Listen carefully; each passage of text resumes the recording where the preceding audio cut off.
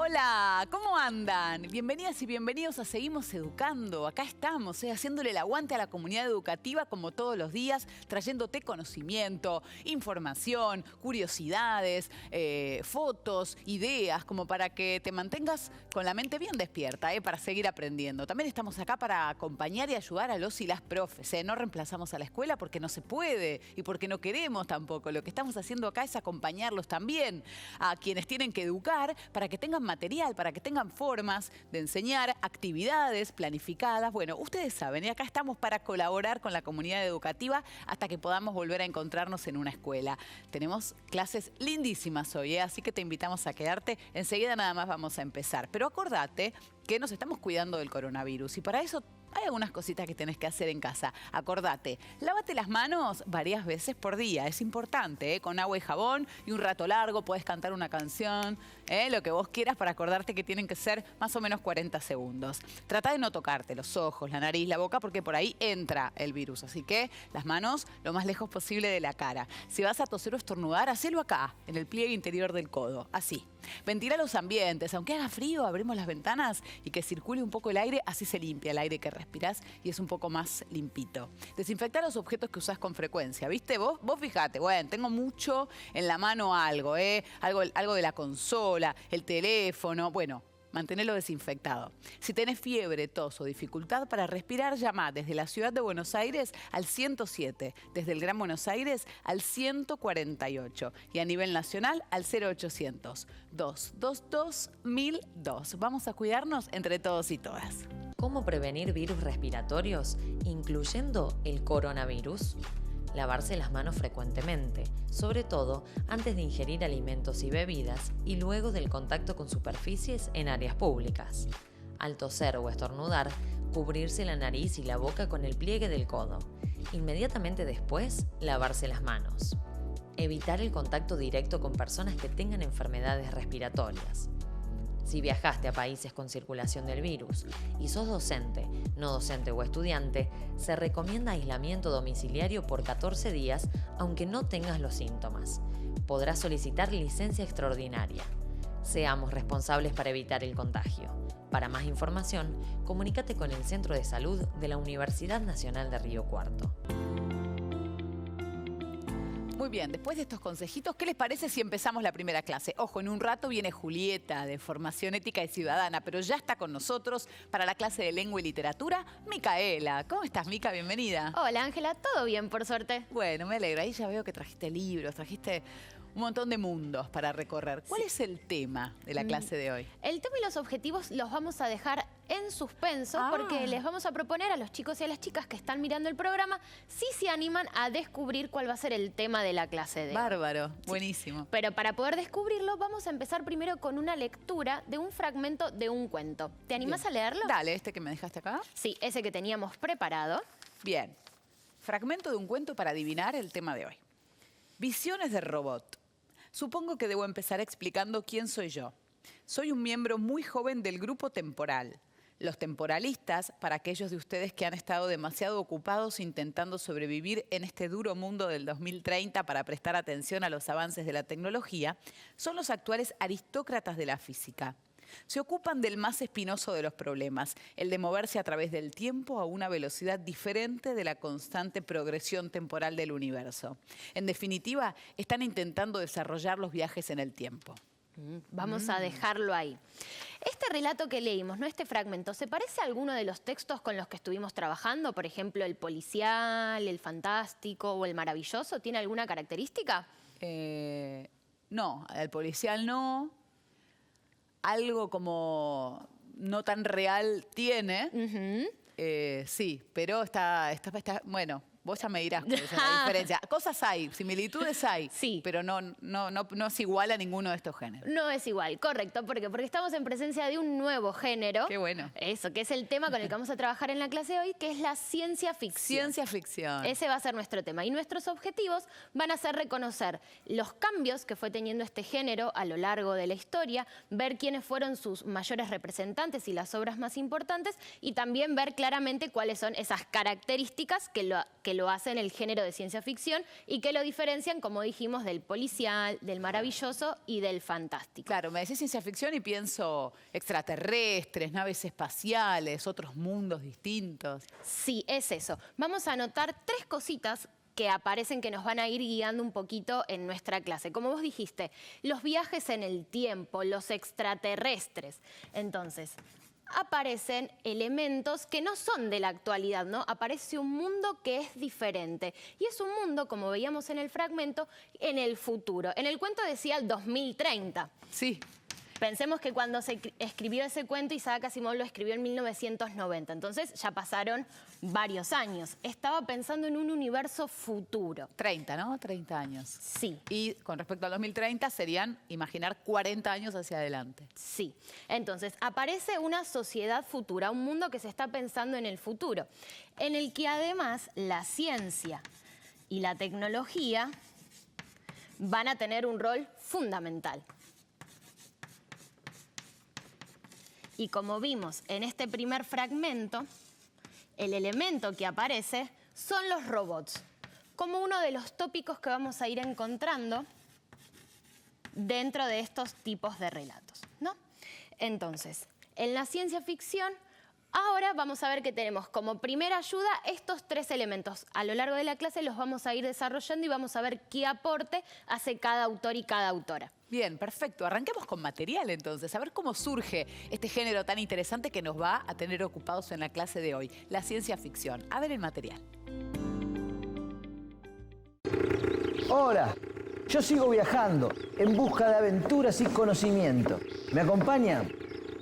Como todos los programas, nuestro héroe viaja hacia aventuras fascinantes, pero lo que no sabe es que algo inesperado va a suceder. Porque hoy vamos a conocer algo que me fascina, los relatos de ciencia ficción. Por favor, esos relatos de científicos locos y navecitas, por favor, ¿eh? ¿Y eso? ¿Y eso qué es? Qué raro, un teléfono acá en la ruta. La ciencia ficción es un género maravilloso. Sus relatos pueden llevarte a lugares inimaginables. Me imagino. Voy a atender. ¿Hola? ¿Hola? ¿Hola? Hable más fuerte. Hola. No lo escucho. ¿Hola? ¿Hola? ¿Qué dijo? ¿Pero qué dijo? ¡No se rasque la nariz! ¡No se rasque! ¿Que no me rasque la nariz? ¿Qué? ¡No se rasque la nariz!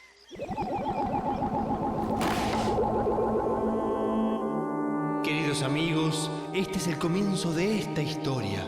Una historia de ciencia ficción.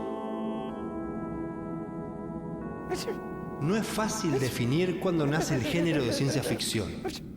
Parece ser que fue con Frankenstein de Mary Shelley en 1818. Uy, ¿qué pasó? ¿Dónde estoy? Uy, dejé la leche en el fuego. A caballo regalado no se le miran los dientes. ¡Estás vivo! ¡Estás vivo! Vivo. Uy, qué golpazo me di. ¿Y estos granos? En Frankenstein, el rol de la ciencia tuvo un lugar importante. Se instalaron los tópicos del científico loco y las criaturas extrañas. Como científico loco, más respeto, ¿eh? El texto explora temas como la moral científica, la creación y destrucción de vida, y la audacia de la humanidad en su relación con Dios. Víctor Frankenstein, el protagonista de la obra, es el moderno Prometeo, que recibe el fuego de la vida y es capaz de crear, muy a su pesar, un monstruo sin nombre. El monstruo que nace de la materia inerte va transformándose en un ser humano a medida que adquiere el lenguaje. ¿Quieres saber cómo llegó hasta acá? Bueno, me gustaría. Entonces, sígame. Vamos. Uy, no las domino. Algunas novelas presentan un mundo distinto del que conocemos, donde las reglas son otras. Suelen transcurrir en el futuro y presentan un universo donde la tecnología es muy avanzada. Son las novelas de ciencia ficción. En estas historias, la tecnología es la que domina al hombre. Estas historias pueden encerrar una crítica social y plantear inquietudes éticas del hombre frente a los avances tecnológicos. Apareció Frankenstein, qué miedo. Sí, es un personaje y es una novela muy importante para la literatura. Es un personaje que se retoma a lo largo del tiempo, pero además en su origen, cuando se escribe este texto por primera vez, nosotras hoy en día lo estamos pensando como la ciencia ficción, pero tengamos en cuenta que podemos encontrar otros elementos, ¿no? Miremos acá la cara de este monstruo que ha aparecido, el famoso Frankenstein. Entonces, en esta novela vamos a encontrar también elementos del terror, elementos del fantástico, la presencia del doble. Nosotras hoy la estamos pensando desde la ciencia ficción, ¿no? Entonces, para ir organizando los personajes y los libros que van a aparecer, voy a poner a Mary Shelley como la primera en nuestra línea del tiempo para pensar en la ciencia ficción, ¿no? Así que se puede decir que la inauguró una mujer, la ciencia ficción, de alguna manera, o la primera obra icónica. Sí.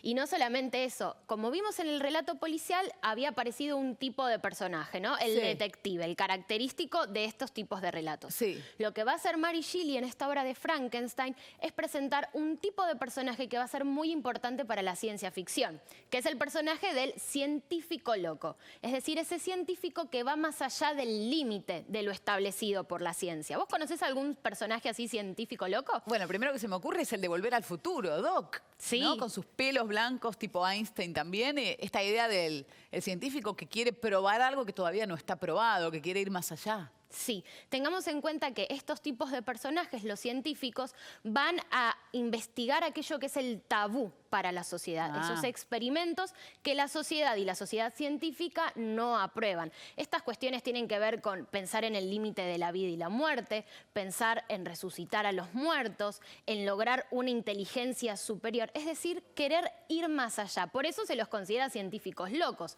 porque siempre están queriendo traspasar las barreras que están impuestas, ¿no? Entonces, los científicos locos no van a ser los únicos personajes, pueden aparecer en las historias, vamos a ver como vos dijiste en el cine o en las series, que tienen un lugar muy importante, pero la ciencia ficción tiene muchos tipos de personajes que también nos van a ayudar a contar sus historias. Qué bueno, buenísimo. Sí. Bueno, vemos más material. Dale, sigamos Vamos a ver avanzando. a los próximos autores, eso, a seguir avanzando, ¿qué son? Y ahí tenemos libros también, Julio Verne, Herbert Wells. ¿Los conocemos a través del siguiente material? Dale, vamos.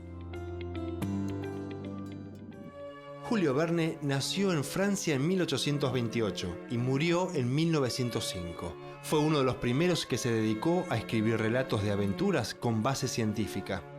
Muchas de las anticipaciones que él planteaba en sus historias más tarde se volvieron realidad. Tenía una visión optimista respecto del modo en que la ciencia mejoraría las condiciones de vida del hombre. Los progresos científicos y tecnológicos permitirían al hombre viajar por aire y mar, utilizando medios que no se conocían hasta ese momento, como cohetes espaciales, submarinos y helicópteros, mucho antes de que estos inventos existieran. Los libros más populares de Verne son Viaje al centro de la Tierra a la Luna, 20.000 leguas de viaje submarino y La vuelta al mundo en 80 días, escrita en 1872. Muchas de ellas han sido llevadas al cine en numerosas ocasiones. La obra de Julio Verne se encuentra dentro del subgénero llamado ciencia ficción dura. Maravilloso, Julio Verne era realmente un visionario. Por supuesto, pero existen tantos autores como temas. Porque para que exista un género como la ciencia ficción se necesitan otros autores. Pasemos, por ejemplo, a H.G. Wells. Él realmente transportó a sus lectores hacia otros lugares, como guerras extraterrestres o viajes a través del tiempo. Tome. ¿Qué es? Cierto. Mire. A ver. Y escuche atentamente. Herbert George Wells nació en 1866 y murió en 1946. Fue un escritor inglés precursor de las novelas de ciencia ficción como Verne. Sus primeras obras trataban sobre la fantasía científica, los triunfos de la tecnología y comentarios sobre los horrores de las guerras del siglo XX. También se interesó por la realidad sociológica del momento, defendiendo los derechos de los marginados.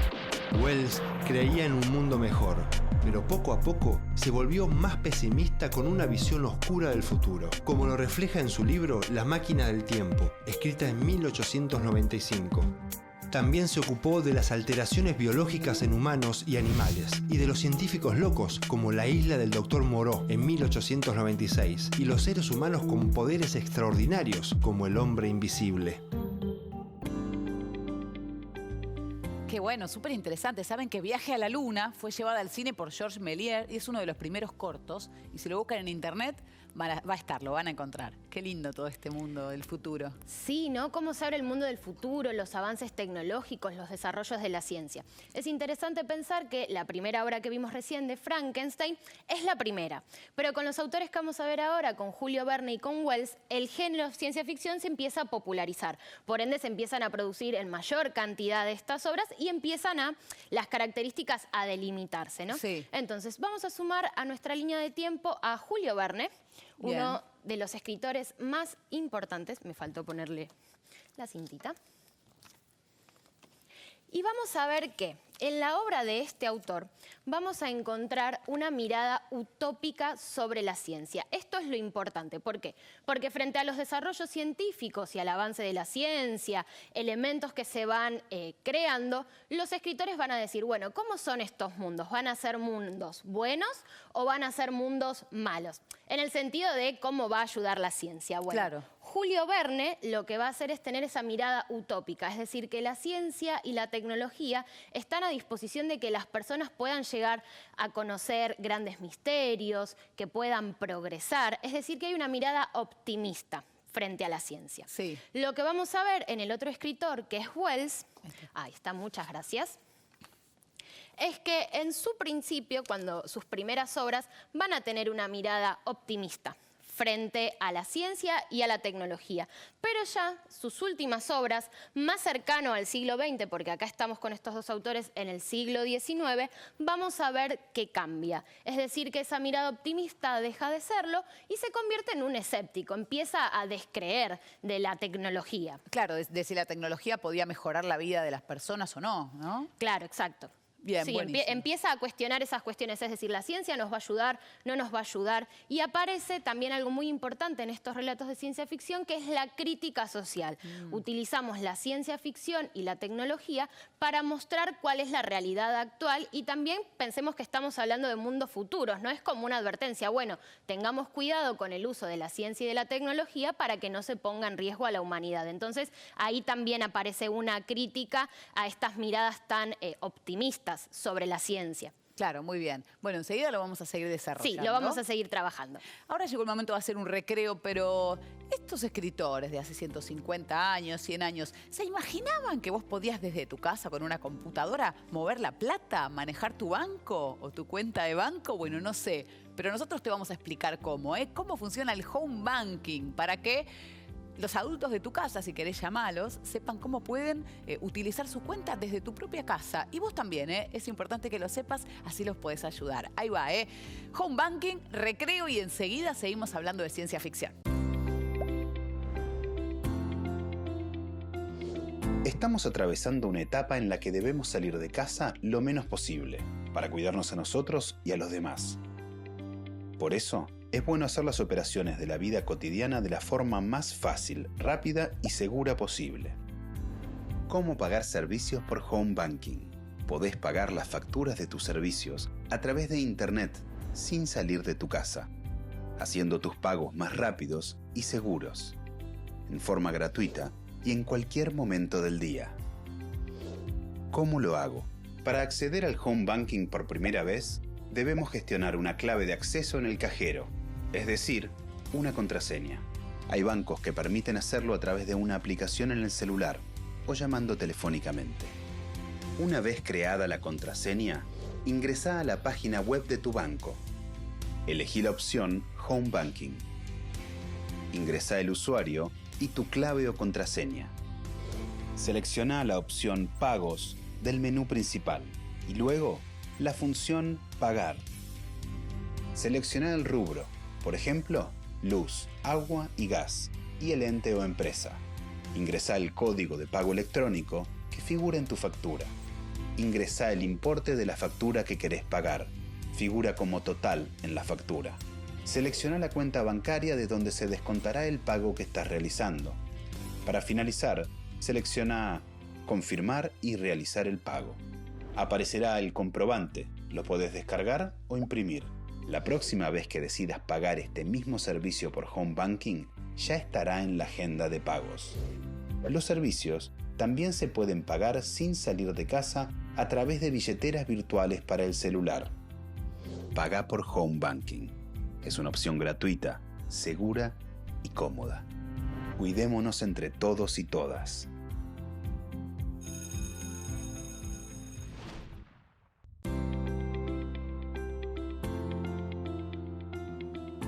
Se terminó el recreo, seguimos educando, estamos en clase de lengua y literatura con Micaela y estamos viendo ciencia ficción. Mica, habíamos hablado de 2 autores antes del corte, ¿no? Del recreo. Los autores más importantes del siglo XIX. Julio Verne, una de sus obras más importantes, Viaje al centro de la Tierra, y trabajamos... Mirá lo que es ese dibujo, perdone, pero... Vas al centro de la Tierra y te encontrás esas bestias, increíble. Sí, aparece con Julio Verne no solo la ciencia ficción, sino también un poco de lo del relato de aventura, ¿no? Esta idea de viajar. Nuestros personajes viajan y se van a encontrar con un montón de elementos fuera de nuestro mundo real. Bárbaro. Y acá, como vemos, otra de las obras de uno de los autores más importantes de Wells, La máquina del tiempo, donde se suma otro tópico que tiene que ver con los viajes en el tiempo, ir al pasado, ir hacia el futuro. Buenísimo. Bueno, y vamos a meternos en otro de los autores muy importantes de este género, que es Isaac Asimov, que además es un divulgador de la ciencia. Así que aquí encontramos también este juego, este rol de quienes escriben, quienes se dedican a la literatura, pero también son divulgadores de la ciencia. Mira, Isaac Asimov, para vos.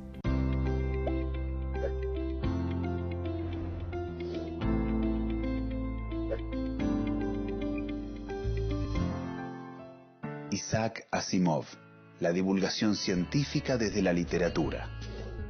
Isaac Asimov fue un escritor, profesor de bioquímica y divulgador científico.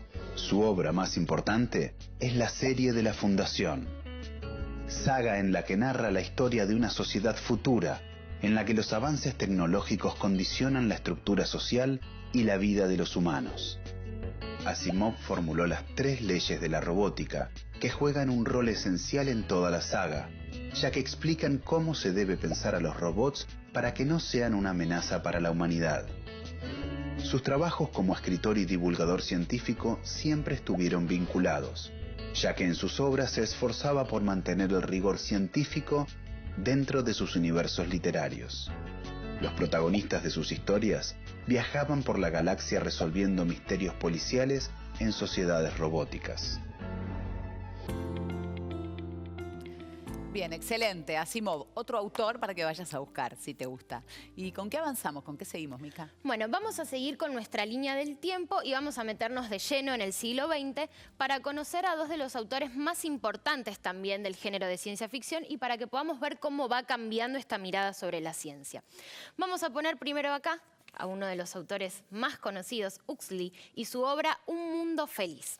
Esta obra es súper importante porque ya nos presenta otra nueva temática. Habíamos dicho que Verne tenía una mirada más optimista, que Wells había empezado optimista, pero que ya al final del siglo XX había empezado con una crítica. Bueno, en Un mundo feliz vamos a ver que ya es una sociedad distópica la que se está planteando. ¿Y qué significa distópica? Porque antes nos dijiste utópica, ¿no? Que era algo optimista. ¿Y distópica qué es? Bueno, en los universos distópicos vamos a ver que hay una mirada negativa sobre la ciencia. ¿Y eso qué quiere decir? Que la ciencia y la tecnología se pusieron a la disposición de someter y de controlar a la sociedad en estos relatos y en estos universos.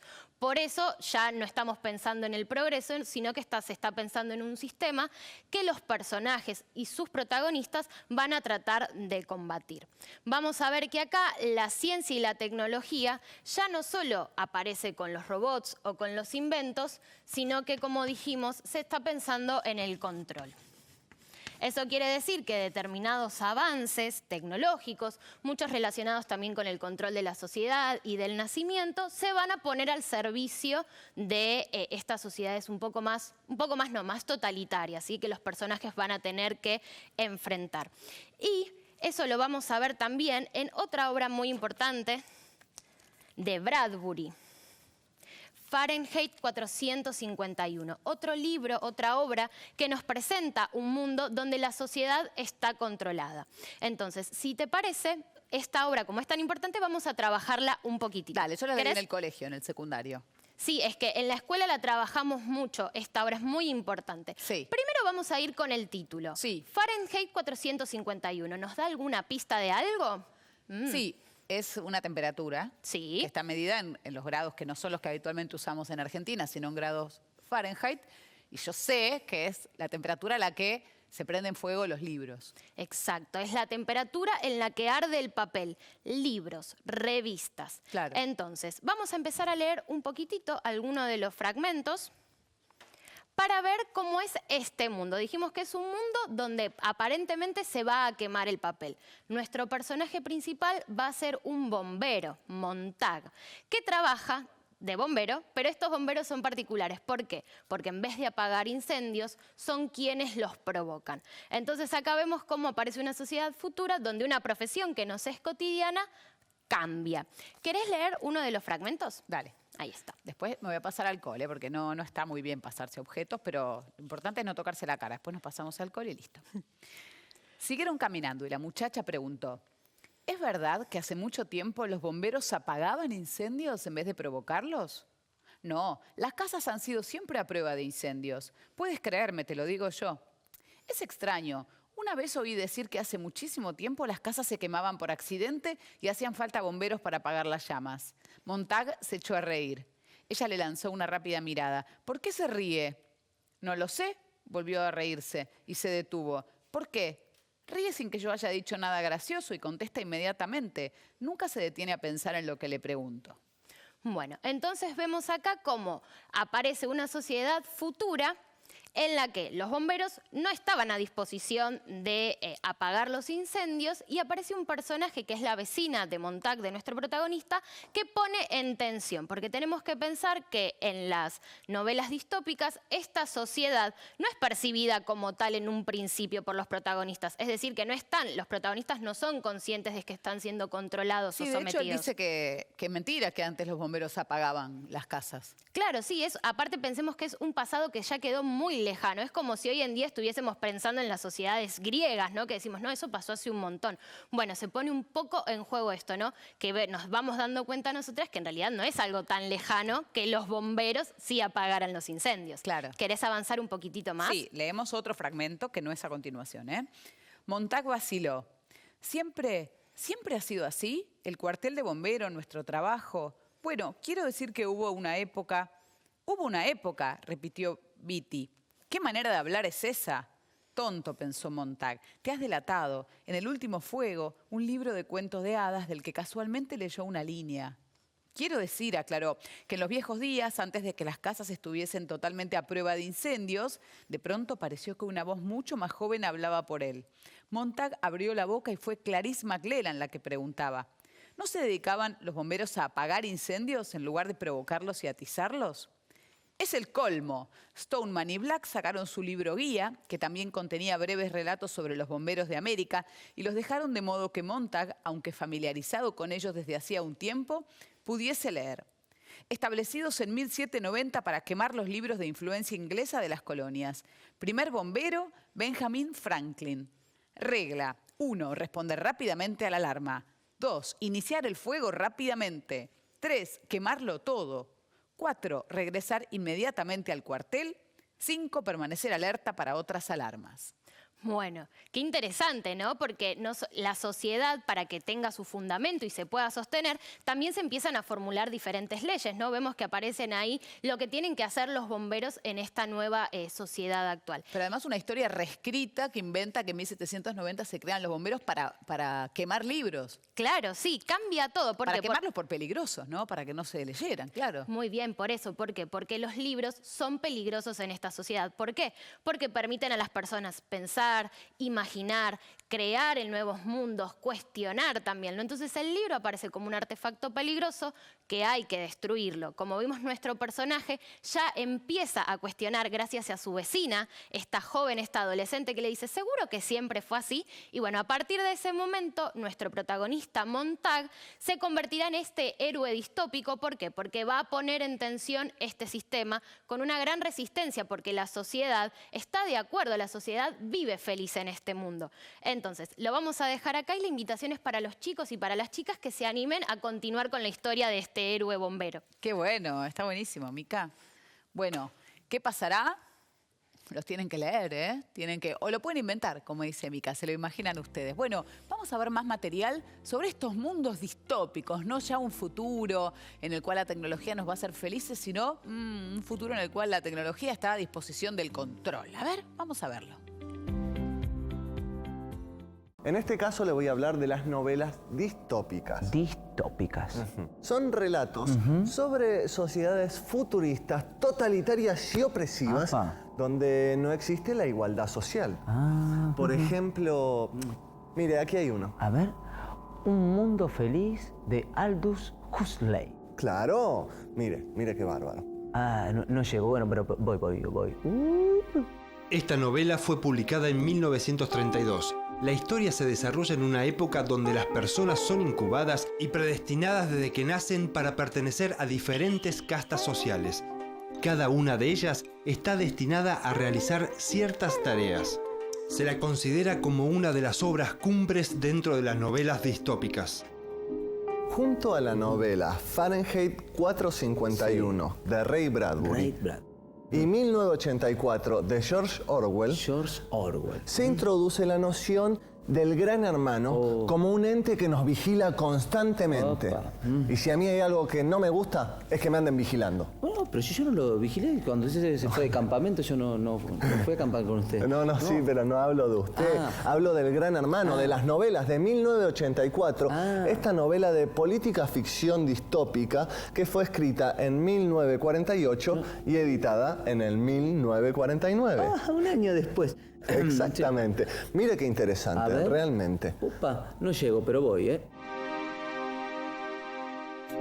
En esta novela, el Estado omnipresente obliga a cumplir las leyes y normas a los miembros del partido totalitario mediante el adoctrinamiento, la propaganda y el castigo despiadado. La novela introdujo el concepto del gran hermano o hermano mayor, tomado en la actualidad por algunos reality shows. Fue un éxito en términos de ventas y se convirtió en uno de los libros más influyentes del siglo XX. Decime, Mica, si algún relato distópico anticipó esto, ¿eh? Tirándonos alcohol en las manos. Hay que hacer las cosas bien. Hay que hacer las cosas bien, manos limpias, libros limpios.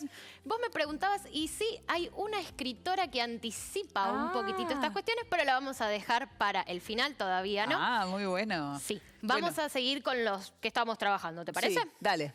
Entonces, planteamos acá lo del control, ¿no? Yo voy a escribir acá utopía y distopía para que pensemos en cómo se organizaron hasta ahora los relatos del siglo XIX y los del siglo XX.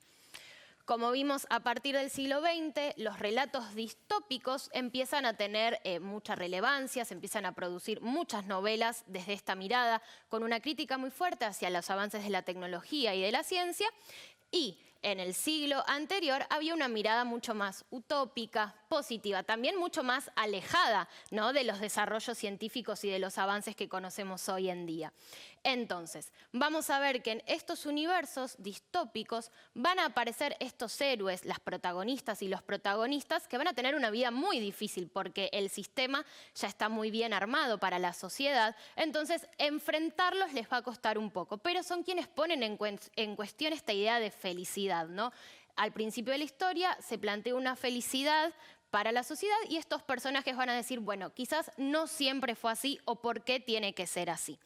Y en los relatos utópicos vamos a ver que aparecen ciertos personajes más aventureros, estos científicos que también investigan. Entonces vamos a ver que en la ciencia ficción también se mezcla un poco el relato de aventura, ¿no? Para que veamos cómo fue cambiando.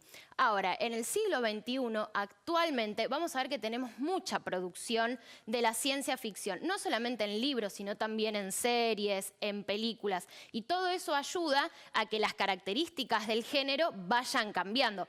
Ya no pensamos tan duro relatos distópicos y relatos utópicos, sino que como fuimos viendo mismo en el relato policial, los géneros más modernos son híbridos, tienen un poquitito de todo, ¿no? Para que vayamos viendo cómo son las obras hoy en día. Buenísimo. ¿Hacemos una entrevista a una autora actual? Sí, me parece. Vayamos con eso. Dale, buenísimo. Es a quien se refería Mica, que de alguna manera anticipó un poco en sus historias, en su imaginación, lo que estamos viendo. Vamos a hablar con ella. Se llama Carolina Tosi. Nació en la ciudad de Buenos Aires, es doctora en letras e investigadora del CONICET. Además, es docente en la Universidad de Lomas de Zamora y la Universidad de Buenos Aires. Dirige proyectos de investigación y colabora en distintas revistas culturales. Escribió libros y artículos académicos y además es escritora de literatura infantil y juvenil. Su libro La Red del Miedo, por ejemplo, obtuvo el premio favorito de los lectores. De Alija 2018, escribió Aprendiz de Héroes, Sombra de Dragón y Cuando Llegamos, entre otros libros. Es una autora moderna de ciencia ficción y vamos a charlar con ella. Carolina Tosi, ¿cómo estás? Bienvenida, seguimos educando. Hola, ¿cómo estás, Ángela? Bien, muy bien. Acá estamos con Mica, veníamos hablando de vos, de tu trabajo y hoy estamos con la clase de ciencia ficción. ¿Cómo es escribir ciencia ficción? Esto de imaginar el futuro.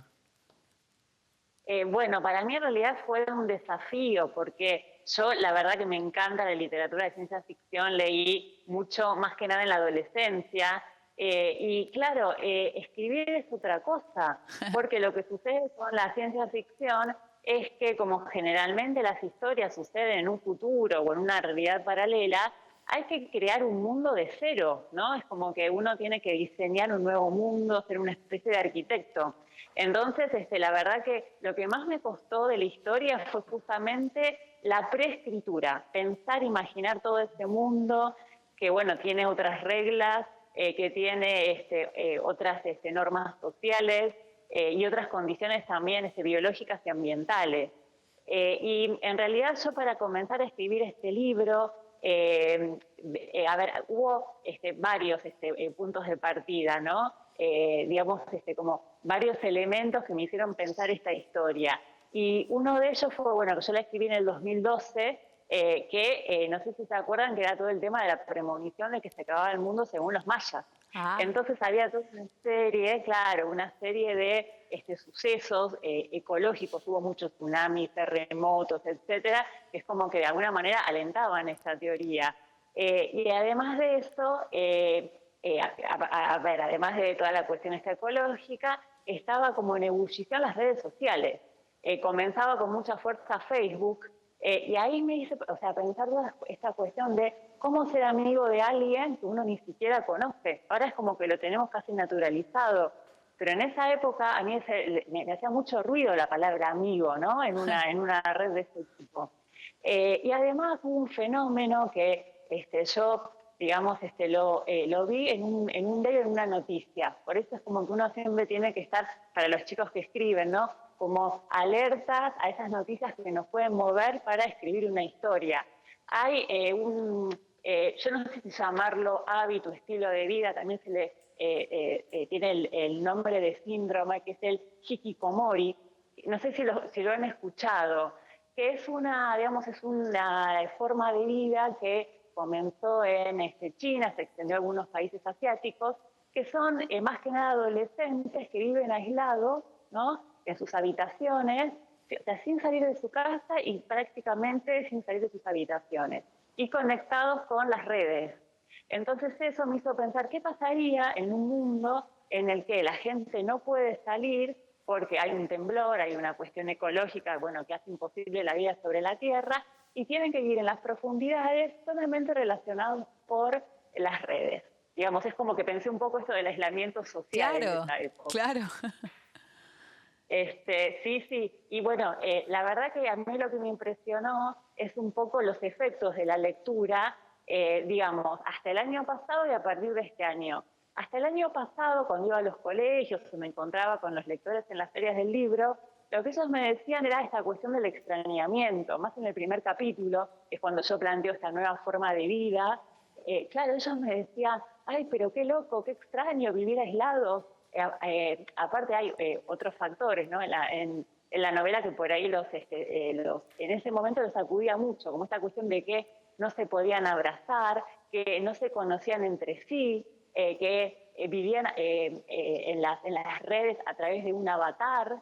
Pero lo que me impresionó fue este año, es otra, digamos, la respuesta del lector. En este caso, generalmente los lectores hasta tienen como una especie de, se sienten identificados, ¿no? Con esta idea del distanciamiento, de no poder abrazarse, de los sentimientos que despierta eso en los personajes. Entonces, me parece que eso es buenísimo en ciencia ficción, que puede haber algunas coincidencias y eso hace también que las respuestas en los lectores cambien. Claro. Mica. ¿Y cómo podemos pensar a los protagonistas, a los personajes de estas historias y también para delinear quizás un poco algunas características de la ciencia ficción en la actualidad, en el siglo XXI? Mira, en realidad, bueno, la ciencia ficción, bueno, como ustedes seguramente por eso comentaron, si bien el nombre se acuña en la década del 20, ya había muchos relatos precursores, ¿no? Por ejemplo, los relatos de Verne, de Mary Shelley con Frankenstein, hay algún relato también de Poe, y ahí, digamos, el foco estaba siempre puesto en esta cuestión de la crítica, ¿no? a la ciencia y la crítica social. Y ahí me parece que creo que es un punto que está bueno por ahí que reflexionemos, que no es solamente las ciencias naturales y físicas que aparecen en la ciencia ficción, sino también la ciencia social, ¿no? Por ejemplo, Orwell, ¿no? En 1984, ahí vemos ese gran hermano, que por ahí si los chicos no lo leyeron, está bueno para ver, digamos, todo ese control de la sociedad, ¿no? Que está en esas novelas por ahí más clásicas, o por ahí Bradbury, Asimov, etc. Yo lo que veo, por ejemplo, ahora, con las nuevas sagas, ¿no? Por ejemplo, con los Juegos del Hambre, con Blade Runner, con Divergente también, que si bien el trasfondo sigue siendo el científico, porque hay epidemias, hay hasta zombies, etc., el foco, creo yo, que se pone en lo social, ¿no? En esta cosa de romper las estructuras, de salir del sistema, de rebelarse contra el régimen autoritario, se ve muy bien en los Juegos del Hambre. Y vos que me preguntabas, Mica, sobre los personajes, yo lo que veo es que se puede hablar en estas sagas de una distopía juvenil, porque los personajes comienzan a ser adolescentes, ¿no? Generalmente de 16 años aproximadamente, y también emerge la heroína, ¿no? Hay muchas mujeres que ya son protagonistas en estas novelas, y me parece que eso está bueno para rescatar. Está buenísimo. Y cuando vos escribís La Red del Miedo, que es de lo que estamos hablando, u otros relatos de ciencia ficción, ¿cómo encarás el tema de la ciencia, no? ¿Tenés que estudiar, tenés que consultar a algún científico o no te importa si hay alguna contradicción con lo científico? Bueno, ese es todo un debate de la ciencia ficción. ¿Hasta qué punto uno se ata a los principios de la ciencia? Claro. Yo creo que, a ver, no solamente para la ciencia ficción, para toda obra literaria uno tiene que investigar, ¿no? Justamente según el campo que esté tocando. Yo, por ejemplo, para La Red del Miedo sí hice una investigación porque, bueno, tenía que ver un poco, primero, bueno, todas estas cuestiones ecológicas que yo les comenté, después esto de cómo sería vivir bajo la tierra. En La Red del Miedo se plantea que hay un malvado, que es Odin, que es el que arma, digamos, toda esta vida bajo la tierra como una especie de una especie de hormiguero casi, y cómo se van interrelacionando con las redes. Entonces me puse, bueno, justamente a investigar todo lo que tiene que ver con las redes, después con las cuestiones ambientales, con la ecología, porque justamente eso le da verosimilitud y, bueno, hace que pueda ser sólida la trama. Pero más allá de esto, yo creo que en La Red del Miedo también lo veo, la cuestión social. Yo, por ejemplo, soy investigadora del CONICET y muchas veces yo soy del área de lingüística. Y está este prejuicio o esta idea de, ¿vos haces ciencia o no? Y creo que la ciencia ficción te da esa posibilidad de ver las distintas áreas de la ciencia. No solamente las ciencias duras, ¿no? La biología, la física, la química, sino también tenemos todo lo que tiene que ver con la sociología, la lingüística. Ahora, bueno, me parece que es fundamental todo lo que tiene que ver con las políticas del bienestar animal, vegetal, digamos, es tan amplio, ¿no? Que me parece que eso es muy interesante porque si bien la ciencia ficción, obviamente el centro es la historia, que se puede, nunca hay que perder digamos, el eje, ¿no? Que es la relación con la ciencia es intrínseca, pero también pensemos que en nuestra sociedad la ciencia es, digamos, es protagonista. Es cierto que por ahí hay momentos en los que está como más en evidencia, como por ejemplo ahora, ¿no? Con esta pandemia, que hablamos mucho más de los científicos, de las investigaciones, pero si ustedes se meten en la página del CONICET van a ver los proyectos maravillosos que hay y cómo, bueno, la ciencia es eso también, ¿no? Es parte de la sociedad y también refleja y evidencia todas estas tensiones, ¿no? que hay entre el poder, la ciencia, los límites de la ciencia también. Claro.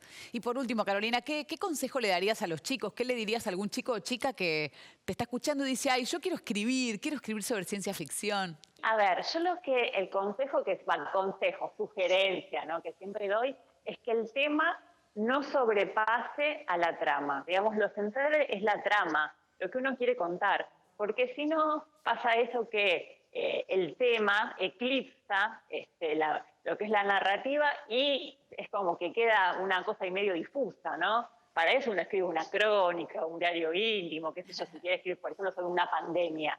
Yo creo que lo importante es eso, buscar una historia, una trama, algo para contar. Y después sobre eso, bueno, trabajar todo lo que tiene que ver con la voz narrativa, con el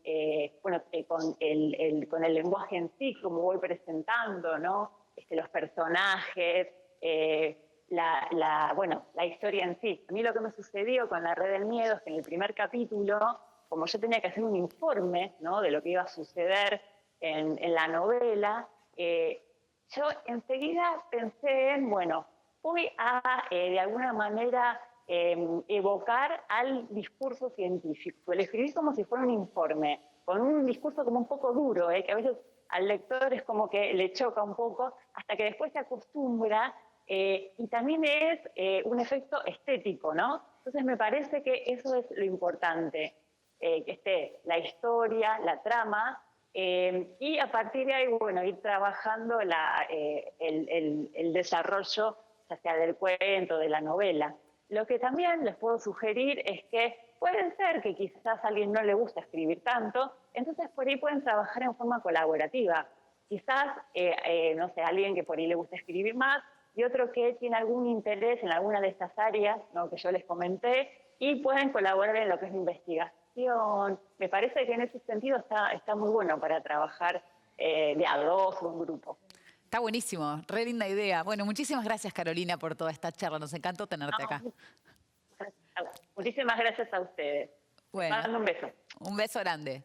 Hasta luego. Bueno, Carolina Tosi, autora, entre otros, de La Red de Miedo, La Red del Miedo, donde un poco anticipa esto, ¿no? Gente viviendo aislada en su casa por problemas que no les permiten salir de la habitación. Muy parecido a lo que nos pasa hoy. Sí, y qué interesante ver cómo aparece la ciencia ficción en el plano nacional, ¿no? Porque hasta ahora venimos trabajando con autores de otros países y ahora tenemos acá con nosotras una autora de ciencia ficción nacional. Bueno, podemos completar la línea de tiempo ya. Dale, vamos a completarla. Vamos a sumar entonces a Isaac Asimov, que leímos un fragmentito de su cuento al principio de la clase, que nos ayudó para pensar los robots, el futuro.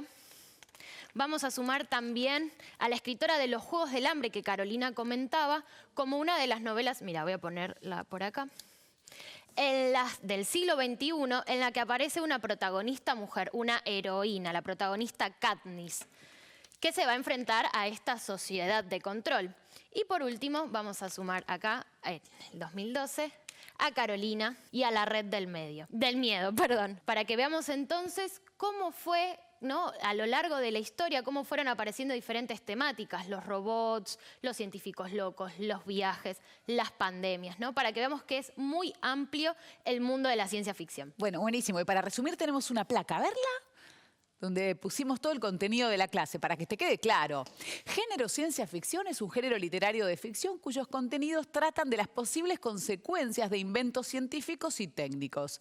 Tipos de personajes: los científicos locos, investigadores y viajeros, héroes y heroínas modernos. Universos utópicos son relatos en los que hay una mirada optimista sobre los avances científicos, por lo tanto la ciencia es una herramienta beneficiosa para los protagonistas, aunque siempre presenta sus límites. Universos distópicos son relatos en los que la ciencia y la tecnología están al servicio del control y del sometimiento de las sociedades. Los protagonistas de estos relatos desafían a los sistemas construidos. Buenísimo. ¿Algo más para agregar antes de despedirnos? Sí, que la ciencia ficción nos va a acompañar la clase que viene, pero en el cine y en la historieta. ¡Ay, qué lindo! Bueno, la espero con ansiedad. Muchísimas gracias, Mica. Gracias a vos, Ángela. Bueno, muy bien. Re linda, la clase de literatura, como siempre, abriéndonos nuevos mundos. ¿Viste que siempre te digo cuando leemos que te abre mundos hacia el futuro también? La lectura, bueno, mira, acá tenés unos cuantos ejemplos. Bueno, atención, porque en un rato viene Julieta para hablar de formación ética y ciudadana. Pero ahora llegó el momento de hacer un recreo. Enseguida nos encontramos y seguimos educando.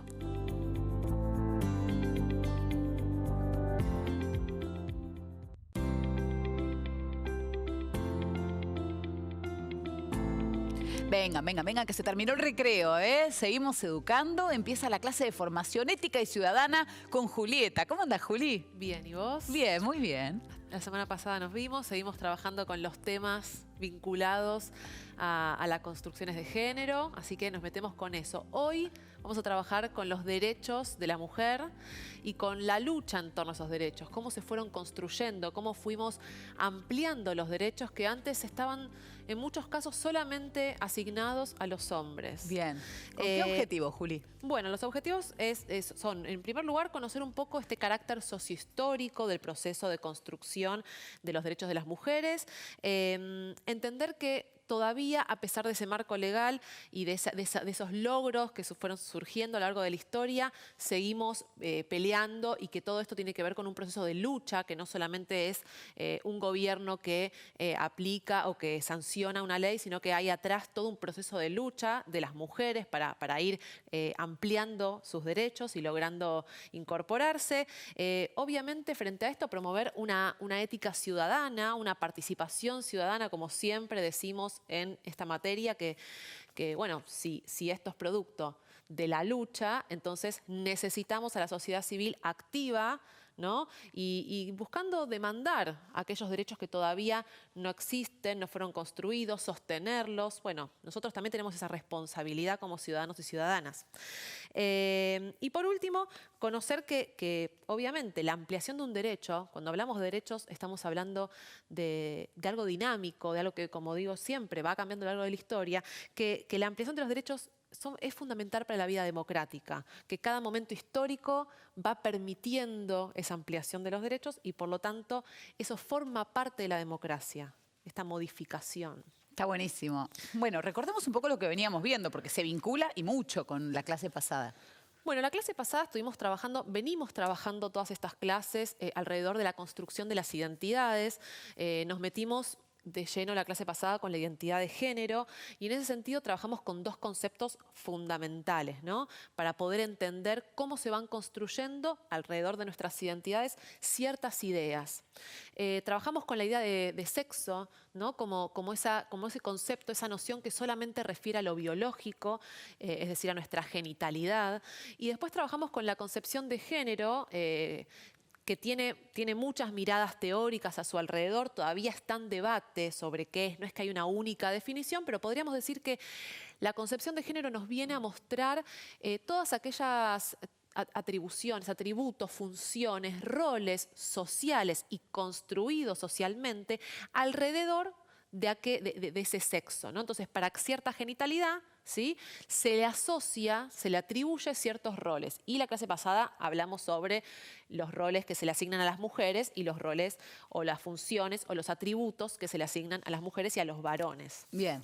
Obviamente, perfecto. Todo esto sí, mencionando y remarcando que al género femenino, a la mujer, en general se le atribuyen roles, funciones que la ubican en un lugar de inferioridad en esta sociedad. Hablamos del concepto de patriarcado, hablamos de los estereotipos de género, ¿no?, que están alrededor de las mujeres, alrededor de los varones. Dijimos también que en realidad, como siempre hablamos de mujeres y hombres o de mujeres y varones, este binarismo también es una construcción social, no solamente una construcción social alrededor del género. También el binarismo masculino-femenino alrededor del sexo es una construcción, porque hay personas intersex, ¿no? Entonces, este binarismo nos viene a enfrentar, primero, nos viene a querer encasillar y nos viene a enfrentar con una dificultad que es que no todos entramos, no todas entramos en esas dos categorías. Claro, está muy interesante. Bueno, vamos a ver el primer material de la clase, que por supuesto va a continuar, recién empieza, en el cual Diego Golombek nos habla sobre la violencia de género y por qué es tan importante plantear estos temas. A ver.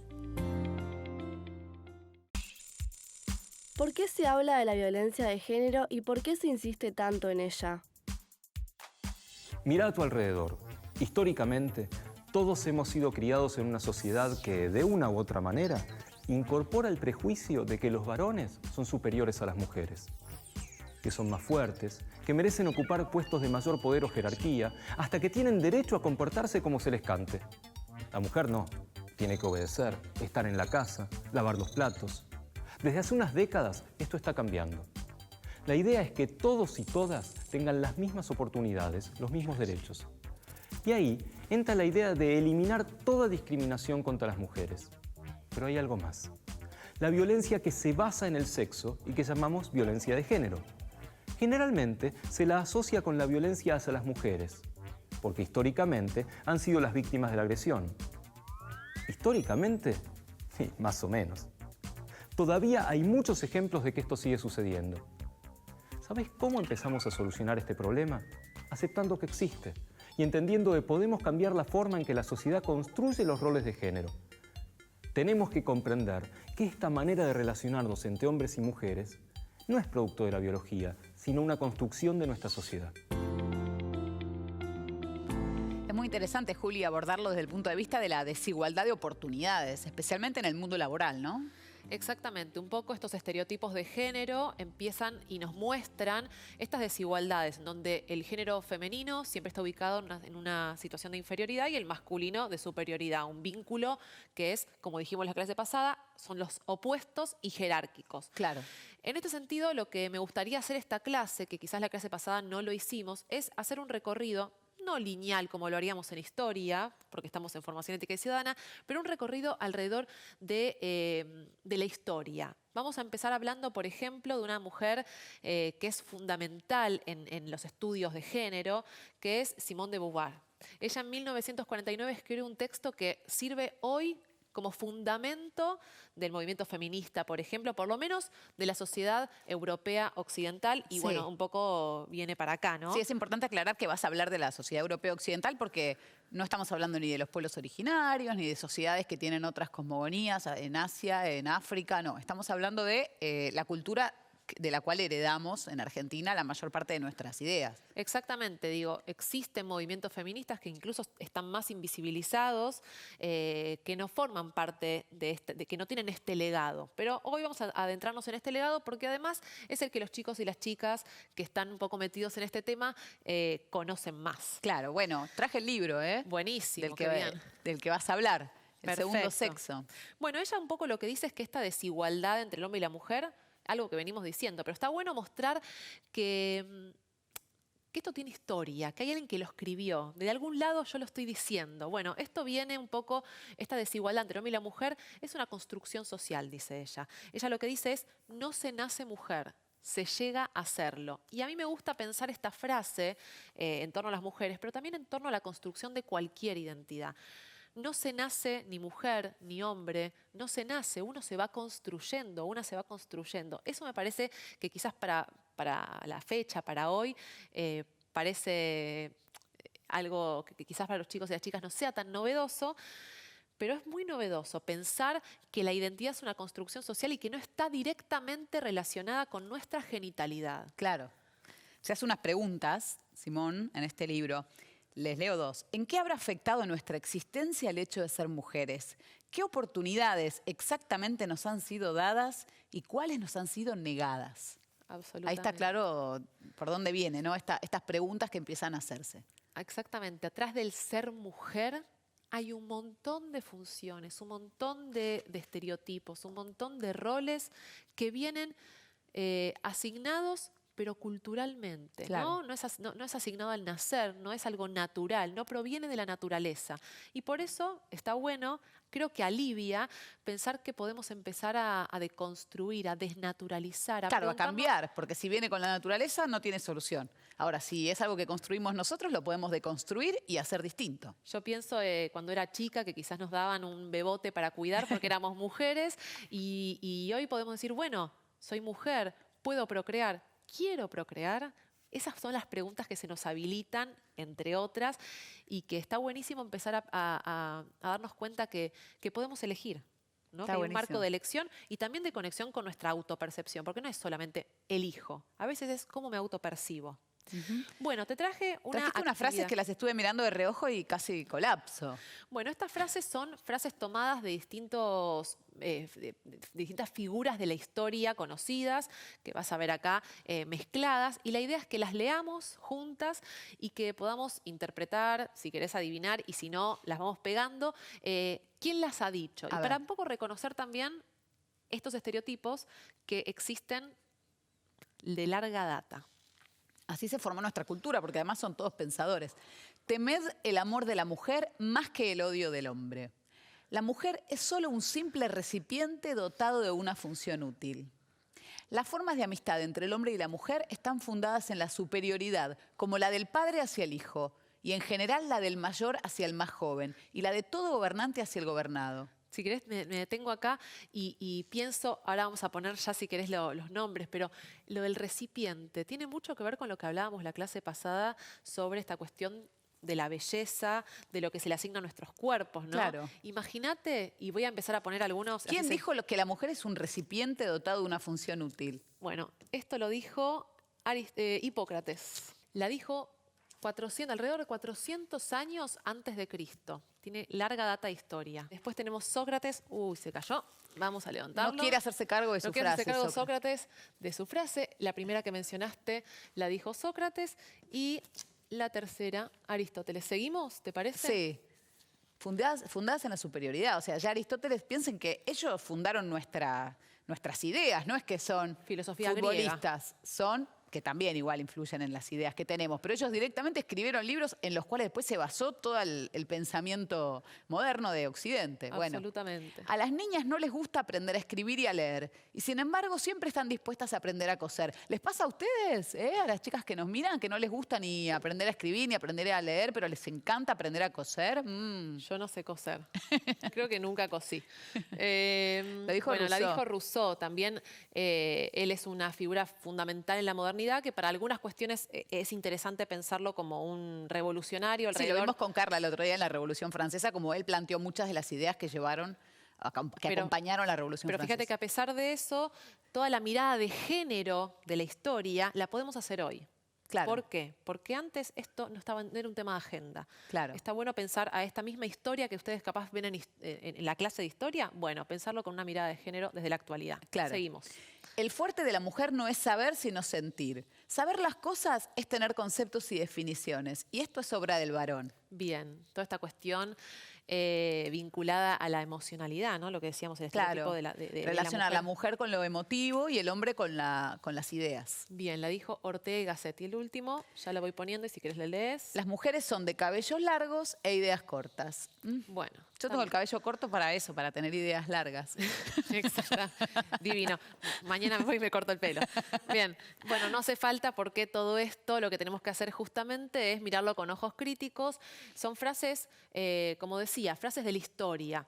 Antigüedad, las primeras tres, de la Edad Moderna, la cuarta y la quinta, la cuarta y las últimas dos son de la edad contemporánea. Digamos, hay un recorrido que nos permite ver que son años y años de historia construyendo estas ideas que muchas veces incluso las vemos hoy en día en las revistas, en los medios de comunicación, en casa, en nuestros vínculos. muy difícil de romper. Por eso estamos intentando habilitar y mostrar que no es algo que se crea de un día para el otro. Entonces, por lo tanto, tampoco se puede cambiar de un día para el otro. Lleva todo un trabajo. Bien, en eso estamos. Vamos a ver más material. En este caso, vamos a volver a escuchar a Diego Golombek, que sigue profundizando sobre las desigualdades que se generan por estos estereotipos. A ver. ¿Cómo se ven en la práctica esos modelos desiguales de masculinidad y femineidad? Imagínate una oficina, un laboratorio, una empresa. ¿Quién está al mando? Casi seguro que te imaginaste a un hombre, ¿verdad? Y lo que es peor, seguramente tengas razón. Es más, se supone que algunos trabajos solo pueden ser realizados por varones. A ver, ¿te va una mujer camionera? ¿O una albañila? ¿Te das cuenta de cómo hay roles sociales que todos le asignamos a los hombres o a las mujeres? Pero esto fue mucho más grave. Durante mucho tiempo a las mujeres ni siquiera se les dejaba estudiar. Y hasta hace poco tiempo, en muchos países hasta bien entrado el siglo XX, no podían entrar a la universidad. Claro, sí tenían que ser buenas esposas y madres, que eso de estudiar... Algo parecido sucedió con la participación política. Hasta hace no mucho tiempo era un terreno exclusivo de los hombres. Escuchate este dato. En Argentina, las mujeres pudieron votar recién a partir de una ley de 1947. Sí, antes tampoco podían votar. Ahora hay una ley que va más allá y dice que tiene que haber un mínimo de un 30% de mujeres en las listas partidarias por ocupar cargos en el Congreso de la Nación. Y si tiene que haber leyes para estos derechos tan elementales, es porque antes nadie les daba bola. Buenísimo, acabamos de ver parte de la inclusión de la mujer en la historia como sujeto de derecho, ¿no? Absolutamente, y lo que sí estamos viendo es que todas estas construcciones, las frases con las que trabajamos antes, van generando, van posibilitando la construcción de ciertos prejuicios. Un poco también lo que veníamos hablando en todas las clases, ciertos prejuicios, ciertos estereotipos, que todos después en algún punto sirven como fundamento de la discriminación. Entonces, por eso un poco trabajarlo acá para pensar en detener. Buenísimo. Lo que me gustaría ahora es hacer un poco lo que yo decía, el recorrido histórico y pensar, bueno, ¿cuándo van naciendo estas voces que buscan luchar para que los derechos de la mujer se reconozcan? Y en este sentido aparece nuestra primer mujer, bueno, la segunda en realidad, de la clase, ¿sí? Olympe de Gouges. Sabes que la vimos en historia con Carla, también en la época de la Revolución Francesa, ¿no? Exactamente, que forma parte del movimiento, digamos, revolucionario de la época de la Revolución Francesa. Ella es una mujer que en algún punto se dedicaba a la política y que, no sé si recuerdan, que si lo trabajaron en historia, que en 1789 se crea la Declaración de los Derechos del Hombre y del Ciudadano. Bueno, ella lo que va a proponer y lo que va a redactar es la Declaración de los Derechos de la Mujer y la Ciudadana. Claro, porque, perdón, un paréntesis, la declaración... hubo toda una época en la cual las declaraciones universales no incluían a la mujer. Exactamente, no incluían a la mujer. Entonces ella, con un grupo de personas, redacta esto. Lo cierto es que igual es una movida, digamos, de ella, es individual, no hay todavía una construcción colectiva en torno a la lucha por los derechos de la mujer. Pero está bueno empezar a detectar que mientras surgían ciertas concepciones revolucionarias, no solamente la tenemos que pensar asociadas a la política ni asociadas a los hombres. La mujer ya en esa época estaba buscando romper esos estereotipos que obviamente la excluían de la mayoría de los ámbitos, sobre todo de la vida pública. Claro. Ahora, si tenemos te parece, para leer un fragmentito. Bueno, dale, entonces leamos. Acá está el artículo 6. Ahí está. Ahí está. ¿Lo querés leer vos? ¿Lo leo yo? Dale. De esta Declaración de los Derechos de la Mujer y la Ciudadana de 1791. Artículo 6. La ley debe ser la expresión de la voluntad general. Todas las ciudadanas y ciudadanos deben participar en su formación personalmente o por medio de sus representantes. Debe ser la misma para todos, todas las ciudadanas y todos los ciudadanos, por ser iguales a sus ojos. Deben ser igualmente admisibles a todas las dignidades, puestos y empleos públicos, según sus capacidades y sin más distinción que la de sus virtudes y sus talentos. Bueno, lo leemos hoy y todavía se aplica, ¿no? Todavía podemos pensar que seguimos trabajando para generar esta igualdad en los puestos de trabajo. Bueno, esto viene del siglo XVIII. Me gusta, Juli, porque dice... Ciudadanas y ciudadanos. Claro, ¿cómo sabes? Todas las ciudadanas, todos los ciudadanos. A veces... 2 veces lo dice, ¿no? A veces cuando decimos todos y todas, los chicos y las chicas dicen, no hace falta decirlo 2 veces, y ya con los chicos incluís a todos. Bueno, fíjate que si hubo una declaración universal de derechos que no incluía a las mujeres, si hubo una ley de sufragio universal en Argentina que se llamó sufragio universal y no incluía a las mujeres, está claro que decimos, no, pará, nosotros queremos que se enuncie todos y todas, porque no nos sentimos incluidas. Absolutamente. Siempre decimos en clase que la palabra construye sentido, que la palabra visibiliza y por lo tanto cuando no aparece en el enunciado el todas, por ejemplo, estamos invisibilizando, aunque no nos demos cuenta, es chiquitito. Esa violencia simbólica microscópica que a veces no la vemos. Bien. Bueno, seguimos, si te parece, con otra de las mujeres que traje hoy, que es Mary Wollstonecraft. ¿Sí? Ella redacta el primer tratado feminista, es filósofa, es inglesa, a diferencia del anterior que es francesa, y escribe La Vindicación de los Derechos de las Mujeres en 1792. También trabaja con la desigualdad, pero ella se dedica un poco más a luchar por el reconocimiento de la mujer o por la igualdad en el acceso a la educación, pensando la educación en ese contexto en que empieza a despegarse de la educación teológica, religiosa, y empieza a ser una educación más vinculada a la razón, a la ciencia. En ese sentido, lo que demanda ella es, bueno, la mujer también tiene que estar incluida en la educación, porque sin educación no hay igualdad. También una demanda absolutamente actual y muy interesante para pensar en esa época. Les voy a contar a los chicos algo que van a flashear. Les va a hacer...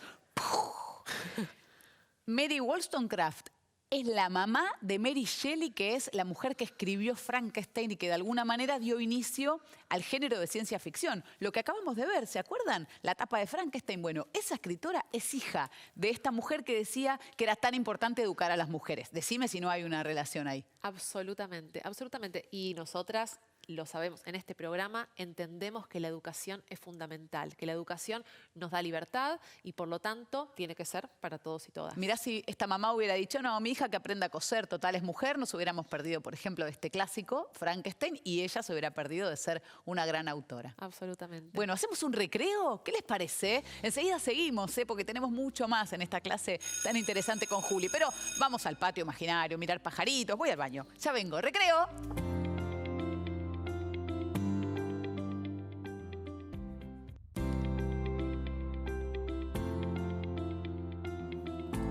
Seguimos educando, estamos en clase de formación ética y ciudadana, estamos viendo grandes mujeres de la historia que participaron de la deconstrucción de cuestiones sociales que tienen que ver con estereotipos de género, con discriminación. Hablamos de Simone de Beauvoir, hablamos de Olympia de Gouges, de Mary Wollstonecraft. ¿Y con qué seguimos, profe? Bueno, vamos entonces a ir, si te parece esto que vos mencionaste, así completamos. Estamos viendo ese recorrido en torno a la lucha por los derechos de la mujer, ¿no? Bien. Entonces, cambiamos de color. El primer momento que vimos como fundamento es la Revolución Francesa.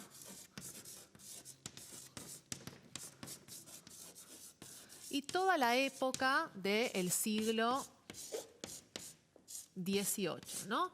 Ahora nos vamos a meter un poquito de lleno en el siglo XIX y también en Argentina para empezar a pensar en el derecho al voto, ¿sí? En general. Es decir, el acceso a la ciudadanía política por parte de las mujeres. Sí. Entonces, por un lado, esto que yo mencionaba antes, que tiene que ver con la ampliación de los derechos. El derecho a votar existía. ¿Qué significa que se amplíe? Que se incorpore un nuevo grupo social, un nuevo sector social, un nuevo actor o actriz, en este caso, social, que sería, en este caso, la mujer. En este sentido, la importancia fundamental del movimiento de las sufragistas. Las sufragistas fueron unas mujeres norteamericanas que van a luchar justamente por acceder al voto, no solamente al voto, también a la participación política desde el punto de vista de poder ser elegidas. Claro, presentarse como candidatas. Exactamente. En el año 1848 se firmó una declaración que se llama Seneca de Fols, la declaración de Seneca de Fols, que en algún punto venía a mostrar la necesidad de tener ciertas restricciones. Por un lado, políticas, pero también económicas. Por ejemplo, en ese momento la mujer no podía tener propiedades, no podía ser dueña de propiedades, no podía dedicarse al comercio. En ese sentido, bueno, obviamente los derechos civiles, muchos de los derechos civiles asociados a la propiedad estaban negados para la mujer. En esa declaración justamente se empieza a reclamar por el acceso a esos derechos por parte de la mujer. Para eso las sufragistas fueron fundamentales y con esa declaración empieza a pensarse la idea de la inclusión de la mujer en el sufragio. Frente a esto, vamos entonces, nos metemos en la región, en la nuestra, en Argentina. En 1860 las mujeres de San Juan ya reclamaban el derecho al voto y una de las mujeres fundamentales alrededor de esto es Julieta Lanteri. Julieta Lanteri fue una mujer que, en primer lugar, fue la primera mujer que pudo votar en Sudamérica en 1911. Ella pudo votar, se presentó diciendo yo soy ciudadana, porque la ley no decía lo contrario, no decía las mujeres no pueden votar, ¿sí? Entonces iba el hombre a votar generalmente y ella se presenta. Nadie sabe qué decirle, efectivamente logra votar y después en 1912 se crea la ley Sáenz Peña, quizás ya lo trabajaron en historia. Es ahí cuando se empiezan a utilizar las listas asociadas al servicio militar como padrón, porque antes no había padrones electorales, ahora que empieza a ser universal el voto, se incluye un padrón electoral, se usan las listas del servicio militar y eso se hace justamente ¿para qué? Para excluir a la mujer, porque la mujer no participaba del servicio militar, ¿no? Y ella lo que hace es proponerse al servicio militar y decir, bueno, entonces me alisto al servicio militar. Para poder votar. Va con todo. Efectivamente, no le permiten ingresar al servicio militar, pero lo interesante es que cómo se fueron buscando restricciones para que la mujer no pueda acceder al voto. Claro, qué curioso que lo llamen sufragio universal y no votaban las mujeres. Fíjense, por eso es tan importante el tema de las palabras. Y traje un libro, este es un tema del que también he estudiado un poco, de Dora Barrancos, que se llama Mujeres en la Sociedad Argentina, que lo súper recomiendo, en el cual, por ejemplo, te muestra los debates alrededor del derecho al voto, esto de lo que ahora nos va a hablar Juli, y los argumentos que se hacían en el Congreso, por ejemplo, diputados diciendo, ¿para qué van a votar las mujeres si ya votan los maridos en su nombre? Tremendo, ¿no? tremendo. O los padres. Si el marido o el padre representa la opinión de la mujer. Tremendo. Esto me parece que nos recupera eso que hablamos la clase pasada vinculado a la ubicación de la mujer en la esfera privada, claro, asociada al cuidado, asociada al hogar, y el hombre ubicado siempre en la esfera pública, pudiendo ser un hombre público, pudiendo participar de la vida política. Bueno, esto es lo que las sufragistas y las mujeres argentinas, como por ejemplo ahora vamos a hablar de Evita Perón, querían desarmar, buscaron desarmar, mostrarle al mundo que la mujer es un sujeto político, que la mujer tiene que ser sujeto de derecho y que la mujer debe tener los mismos derechos que el hombre porque somos todos y todas iguales. Bueno, ¿y cuándo pudimos votar entonces? Bueno, en Argentina pudimos votar en 1947, en realidad se sanciona la ley. La ley es promovida por Evita Perón, que era en ese momento la mujer de Juan Domingo Perón, el presidente, digamos, en la primera presidencia de Juan Domingo Perón. Ella va a poner mucho énfasis en empoderar a la mujer y para eso obviamente el primer paso era digamos, obtener este poder a través de la ciudadanía política. La muestro a Evita Perón, acá dando un discurso. Evita Perón no pertenecía a los movimientos feministas, no es que era una histórica feminista, pero cuando ocupa un cargo político, un poco se dedica a empoderar a la mujer. Y un poco... Sí, toma los reclamos de la mujer, del movimiento de mujeres. Exactamente, esto también lo hemos mencionado, la lucha, y lo estamos diciendo, ¿no? La lucha por el reconocimiento de los derechos de la mujer tiene larga data. Feminismo y movimientos para esa lucha existen hace mucho tiempo, pero lo que hace nuestro país Evita Perón es materializar años y años de demanda. Y también hay algo interesante, lo que busca también es empoderar, hacer que las mujeres, sobre todo de las clases populares, quieran votar, porque tampoco es fácil, después de años y años de estar asignadas al hogar, de dedicarse al cuidado, tener ese deseo y reconocer nosotras mismas que tenemos ese deseo de participación. Bueno, Evita Perón hizo mucho trabajo alrededor de todo el país para empoderar y para que sean muchas las mujeres que vayan a votar. Recién se votó en 1951 y Evita vota desde el hospital porque estaba enferma de cáncer y bueno, luego muere, pero un poco es interesante pensar que ella fue fundamental en nuestro país para este gran paso que es la inclusión de la mujer en la ciudadanía política. Bueno, vamos a ver material sobre este momento, sobre este hito de la historia argentina, que es cuando por fin las mujeres podemos votar. A ver. Recibo en este instante de manos del Gobierno de la Nación la ley que consagra nuestros derechos cívicos y la recibo ante vosotras con la certeza de que lo hago en nombre y representación de todas las mujeres argentinas, sintiendo jubilosamente que me tiemblan las manos al contacto del laurel que proclama la victoria.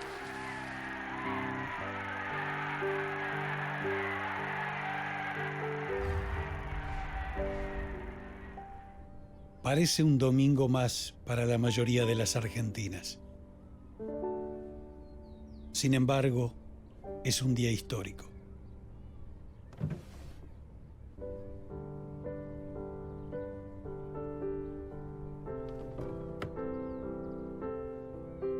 Por primera vez, cientos de miles de mujeres de todo el país saldrán a la calle para ejercer un derecho fundamental. El derecho a elegir.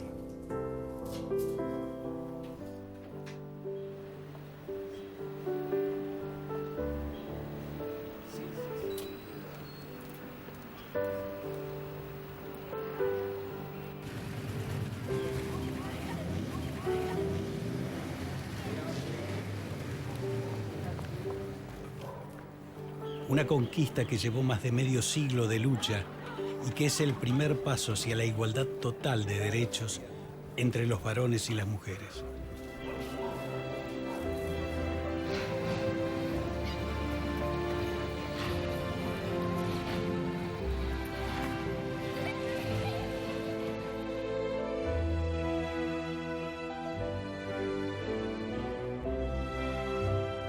En todo el territorio se vive un clima de fiesta. El cuarto oscuro se llena de un perfume fresco y renovador.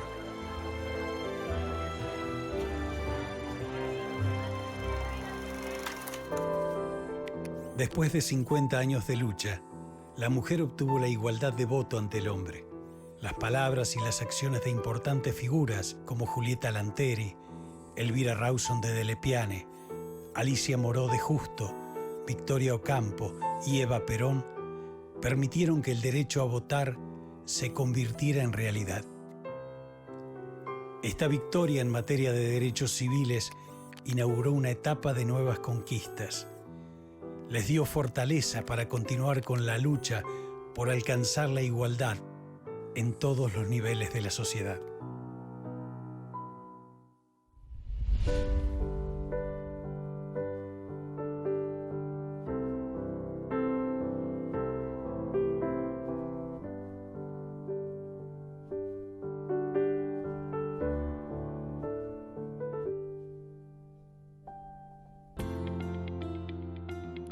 Bueno, profe, queda claro entonces cómo Eva Perón asocia su nombre a este hito, es la persona que impulsó el voto femenino. ¿Y qué otras mujeres de la época impulsaron también los derechos de nuestro género? Bueno, muchas ni aparecen en los libros de historia, están invisibilizadas, pero algunas de las que quizás los chicos y las chicas sí hayan escuchado, Alicia Moró de Justo, Elvira Rawson, sí. Son mujeres que también han dedicado su vida a luchar y a romper con estos estereotipos y a luchar por el reconocimiento por parte del Estado de los derechos de la mujer. Está el caso de Cecilia Grierson, que fue la primera mujer médica de la Argentina. Aquí en Buenos Aires hay una escuela de enfermería que lleva su nombre y he estudiado su historia porque, bueno, se parece un poco a la mía. Yo me siento que es parecida al ser periodista deportiva porque ella cuando quiere estudiar medicina no había mujeres en la Facultad de Medicina y hay toda una serie de obstáculos que le van poniendo. Por ejemplo, para entrar a la universidad había que tener cursos de latín oficiales y los colegios de mujeres no tenían latín, solo los colegios de varones, entonces no puede entrar. Después logra entrar,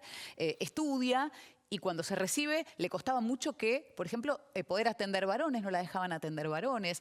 Se presenta para una cátedra en la Universidad de Buenos Aires y la declaran vacante porque había ganado ella y no se la quisieron dar. Todas las dificultades que tuvo por ser la primera mujer médica, algo que hoy está lleno de mujeres médicas y en la facultad, pero en ese momento, por ejemplo, una mujer médica no podía atender varones, solo mujeres. Tremendo. También eso vamos a trabajar un poquitito más adelante, el tema de la asignación de ciertas ocupaciones para cierto género, ¿no? La mujer, bueno, en este caso vos hablabas de la medicina, en ese momento quizás no podían atender varones, pero la mujer siempre asociada a tareas del cuidado, la medicina, la educación. Bueno, acá precisamente atendía a mujeres porque se ocupaba del tema de la reproducción, además, de la reproducción humana, que siempre también parece que es un problema solo nuestro. Exactamente. Lo cierto es que la lucha por los derechos tiene un montón de figuras que quizás no conocemos, lo mismo que dije antes, ¿no? Evita Perón materializa una larga historia de lucha y no es la única, digamos, pero sí lo cierto es que ella va a promover esta ley y va a lograr implementarla porque, bueno, estaba al lado de Juan Domingo Perón, que en ese momento era el presidente. Claro, ¿y cómo sigue esta cronología de derechos de las mujeres? Bueno, vamos entonces con el tercer momento del que quería hablar, que son ya los años 60,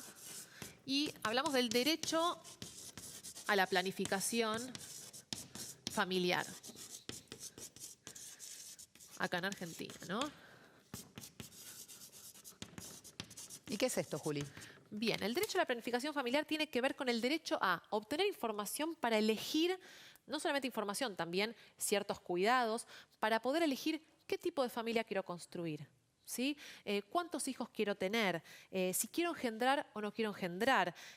Para esto es fundamental la educación sexual integral, ¿no? Hoy en día nos sirve para poder promover estas ideas y estas reflexiones en torno a tomar decisiones, planificar nuestra familia, tomar decisiones nosotros, nosotras en este caso, ¿no? Esto obviamente va a ser fundamental para la mujer, porque la mujer va a empezar a poder decidir si quiere tener hijos o no quiere tener hijos, a empezar a pensarse eso que antes no era ni una pregunta, o lo era para algunas mujeres, pero no era una posibilidad. No tenía respuestas. No tenía respuestas. En 1968, la ONU obtuvo por primera vez, o dijo en una conferencia internacional de los derechos humanos en Teherán, dijo que los padres tienen el derecho humano básico a decidir de manera libre y responsable el número y el esparcimiento de sus hijos.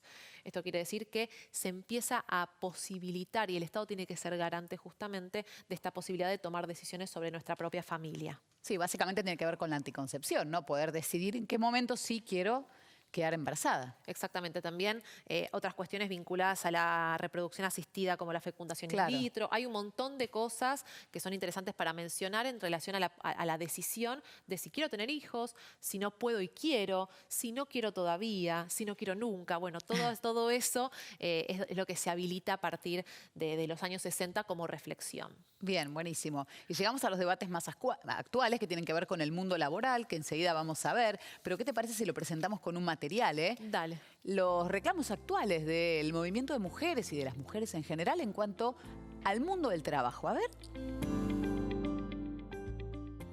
Segundo problema con la condición de la mujer.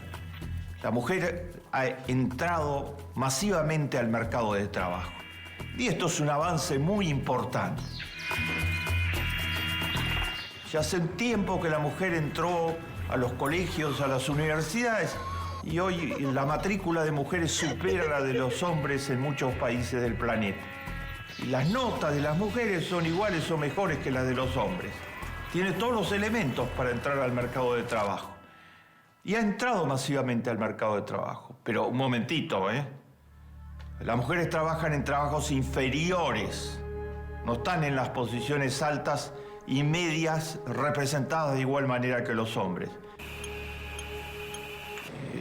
2% de los ejecutivos de grandes empresas en América Latina son mujeres y las mujeres son el 50% de los que se gradúan de las universidades en América Latina.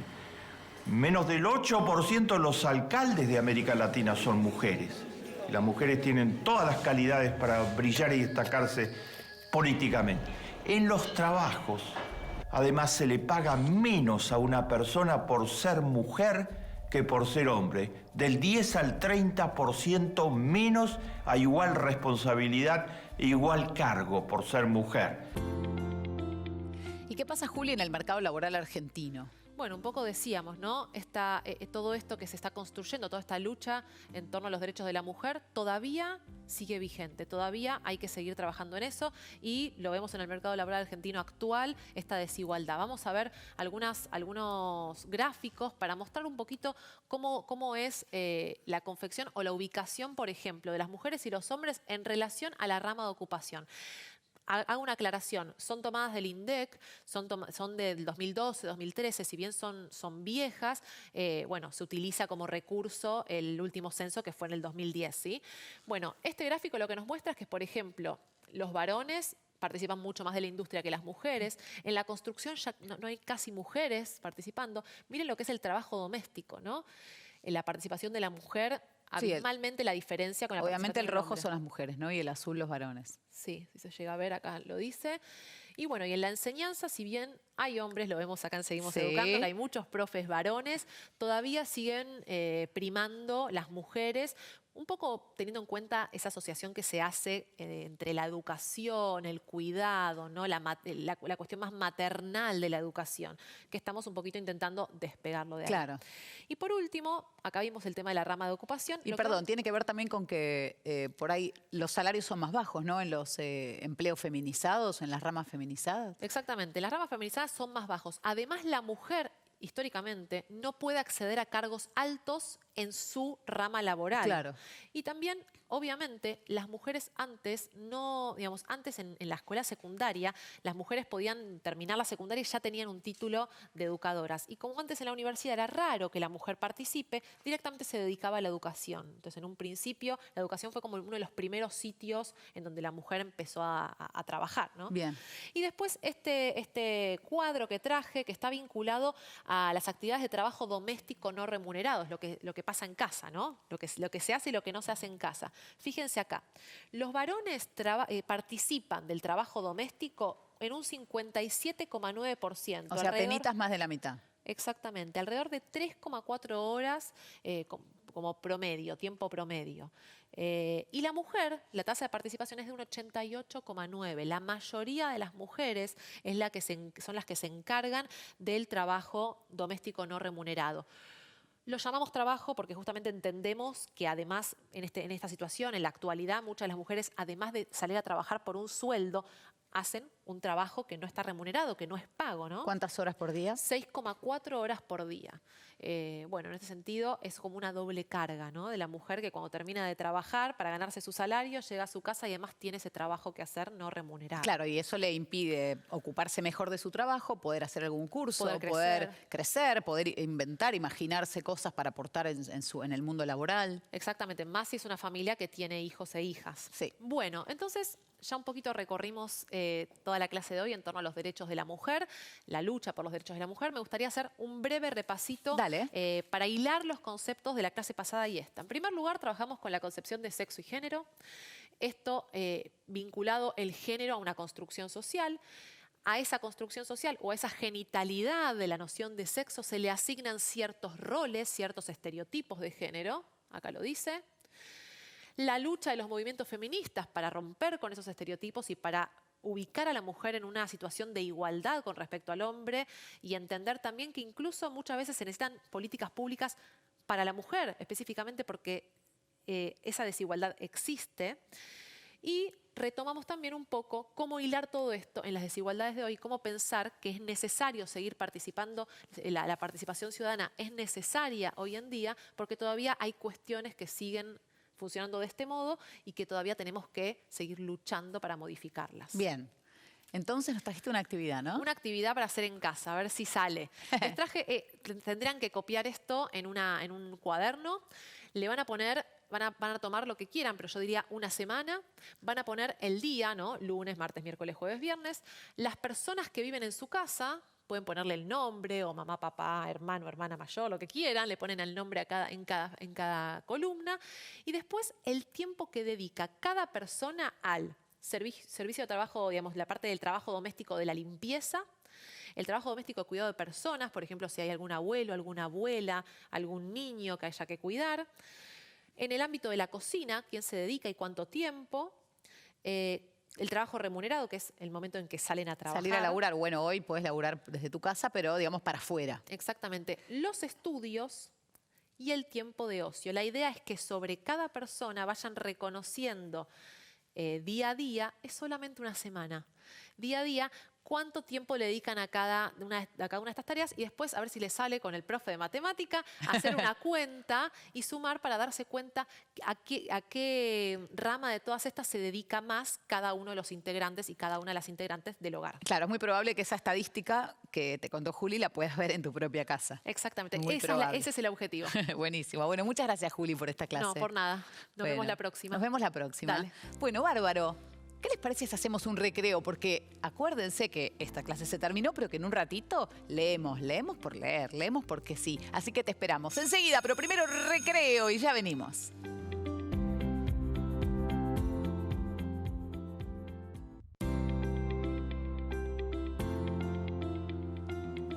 ¿Qué te parece si leemos? Hoy estuvimos hablando un montón de libros porque es una forma bárbara de transmitir ideas. Hay otras, por supuesto. Acá en televisión también te estamos transmitiendo un montón. Pero vamos a volver al libro, a leer porque sí, que es la propuesta que te hace el Ministerio de Educación con este Plan Nacional de Lectura. Ahora vamos a leer una antología de cuentos, Los mejores relatos de Roald Dahl. A ver, El mayordomo se llama lo que vamos a leer hoy. Sobre el autor. Roald Dahl nació en un pueblito de Gales. Terminó el colegio, fue a trabajar a una compañía multinacional petrolera en África. Durante la Segunda Guerra Mundial fue piloto de aviación y su motivación para la literatura infantil fueron los cuentos que les contaba a sus 4 hijos. En 1964 publica su primera obra, Charlie y la fábrica de chocolates. La debes conocer. Murió en Oxford a los 74 años y vamos a leer en varias etapas, en varios episodios, este cuento que se llama El mayordomo. Vamos por el primero. En cuanto George Cleaver ganó el primer millón, él y la señora Cleaver se trasladaron de su pequeña casa de las afueras a una elegante mansión de Londres. Contrataron a un cocinero francés que se llamaba Monsieur Estragon y a un mayordomo inglés de nombre Tibbs. Ambos cobraban unos sueldos exorbitantes. Con la ayuda de estos 2 expertos, los Cleaver se lanzaron a ascender en la escala social y empezaron a ofrecer cenas varias veces a la semana sin reparar en gastos. Pero estas cenas nunca acababan de salir bien. No había animación, ni chispa que diera vida a las conversaciones, ni gracia. Sin embargo, la comida era excelente y el servicio inmejorable. ¿Qué demonios les pasa a nuestras fiestas, Tibbs?, le preguntó el señor Cleaver al mayordomo. ¿Por qué nadie se siente cómodo? Tibbs ladeó la cabeza y miró al techo. Espero que no se ofenda si le sugiero una cosa, señor. Diga, diga. Es el vino, señor. ¿Qué le pasa al vino? Pues verá, señor, Monsieur Estragon sirve una comida excelente. Una comida excelente debe ir acompañada de un vino igualmente excelente, pero ustedes ofrecen un tinto español barato y bastante corriente. ¿Y por qué no me lo ha dicho antes, hombre de Dios?, exclamó el señor Cleaver. El dinero no me falta. Les daré el mejor vino del mundo si eso es lo que quieren. ¿Cuál es el mejor vino del mundo? El clarete, señor, contestó el mayordomo, de los grandes Chateaux de Burdeos, Lafite, Latour, Haut-Brion, Margaux, Mouton Rochefort y Cheval Blanc. Y solamente de las grandes cosechas, que en mi opinión son las de 1906, 1914, 1919 y 1945. Cheval Blanc también tuvo unos años magníficos en 1895 y 1921 y Haut-Brion en 1906. «Cómprelos todos», dijo el señor Cleaver. «Llene la bodega de arriba abajo». «Puedo intentarlo, señor», dijo el mayordomo, «pero esa clase de vinos son difíciles de encontrar y cuestan una fortuna». «Me importa 3 pitos el precio», exclamó el señor Cleaver. «Cómprelos». «Ah, vamos vamos a dejar acá, ¿eh? Resulta que tiene que ir el mayordomo a comprar unos vinos carísimos para ponerle onda a las fiestas.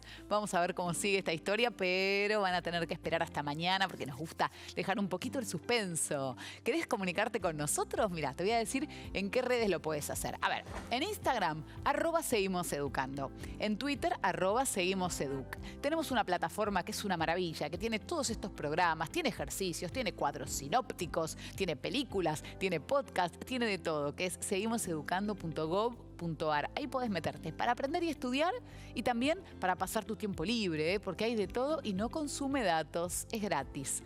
Además, en WhatsApp tenemos un número que te contestan los profes y las profes. Cualquier duda que tengas, vos le preguntás. 3262-6362 es el número, 011, por supuesto, el prefijo, para consultar cualquier tipo de duda que tengas, ¿eh? Te contestan los y las profes. Mientras tanto, a propósito de leer, hoy tuvimos clase de literatura, viste que hay un montón de libros hermosos como para meterte de cabeza, zambullirte en mundos diferentes. Bueno, lo podés hacer en esta página, leerencasa.seguimoseducando.gov.ar. Los puedes leer de ahí o los puedes bajar, lo que vos quieras. Como verás, opciones para seguir abriendo ventanitas al conocimiento tenés un montón. Y hay otra opción, que es vernos mañana de vuelta a las 11 de la mañana acá en Canal Encuentro. Gracias por haber estado ahí. Chau, chau.